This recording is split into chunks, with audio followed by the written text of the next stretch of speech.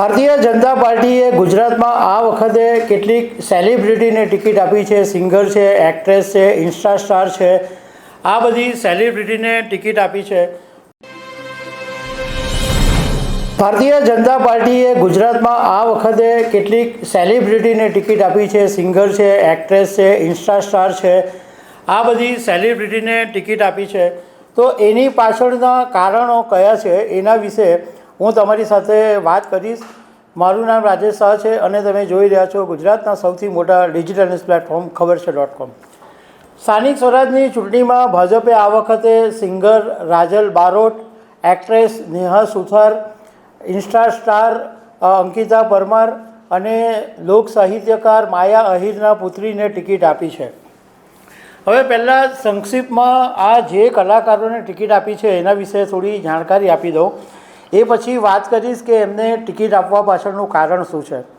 તો રાજલ બારોટ છે એને ઉના નગરપાલિકા વોર્ડ નંબર 7માંથી ટિકિટ આપવામાં આવી છે અને દિવંગત મણિરાજ બારોટના દીકરી છે રાજલ બારોટ. અને દિવંગત મણિલાલ બારોટનું ગુજરાત સંગીતમાં બહુ મોટું નામ હતું.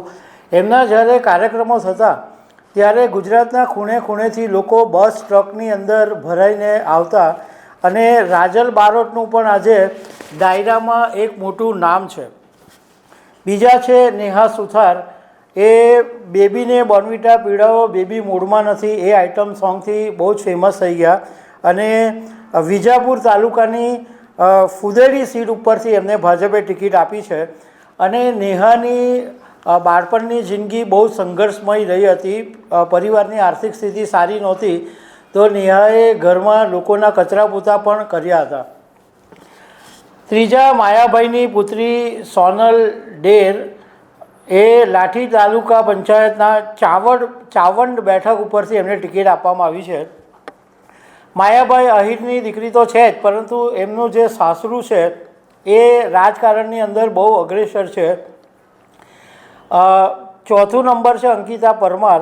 વડોદરા જિલ્લા પંચાયતની પોર બેઠક ઉપરથી ભાજપે ટિકિટ આપી છે અને અંકિતાના ઇન્સ્ટાગ્રામ ઉપર 10 લાખથી વધારે ફોલોઅર છે.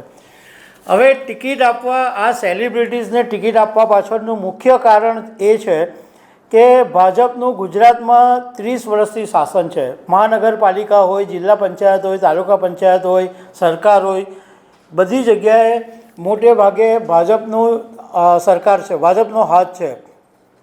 તો એવા સમયે એક એન્ટી ઇન્કમ્બન્સી ઊભી થાય એટલે લોકોમાં નારાજગી ઊભી થાય ઉમેદવારો પ્રત્યે. તો એ એન્ટી ઇન્કમ્બન્સીને તોડવા માટે એક નવા ચહેરા અને એક પોપ્યુલર ચહેરાની જરૂર હતી. એટલા માટે ભાજપે ટિકિટ આપી. બીજું કે આ જે સેલિબ્રિટીને ટિકિટ આપી છે એમની જે ફેસ વેલ્યુ છે એ ખાસી એવી છે અને બહુ જ પોપ્યુલર છે. એટલે લોકો ઓટોમેટિક એમની સભામાં ભીડ એકઠી થવાની છે. બીજું કે જ્યારે સેલિબ્રિટીઝને ટિકિટ આપી છે તો મીડિયામાં પણ કવરેજ મળવાનું છે. એ ભાજપને ખબર છે કે સેલિબ્રિટીઝની કંઈ પણ વાત હશે તો એ મીડિયામાં નોંધ લેવાશે.